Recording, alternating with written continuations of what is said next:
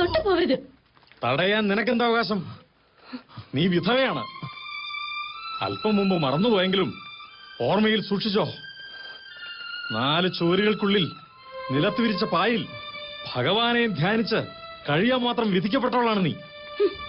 അങ്ങനെ കഴിയുന്ന വിധവയെ സുമംഗലിയുടെ യോഗങ്ങൾ അനുഭവിപ്പിക്കാൻ പതുങ്ങിയെത്തുന്ന മാന്യന്മാർ മനകളിലുണ്ടെന്ന് എനിക്കറിയാം. ചെയ്ത തെറ്റിനെ ന്യായീകരിക്കണോ? അല്ല, അറിയില്ലെന്ന് നടിക്കുന്ന പരമാർത്ഥങ്ങൾ സൂചിപ്പിച്ചതേ ഉള്ളൂ. വിധവയുടെ വേദാന്തം കേൾക്കണ്ട എനിക്ക്. വിധവയും പെണ്ണല്ലേ, സ്വാമി വേദശാസ്ത്രങ്ങൾ അറിയുന്ന ആളല്ലേ. മനസ്സിലാവുന്നില്ലേ ഞാൻ പറയുന്നത്? മനസ്സിലാവുന്നുണ്ടടി നിന്റെ സൂക്കേട്. കാണിച്ചു തരാൻ ഞാൻ.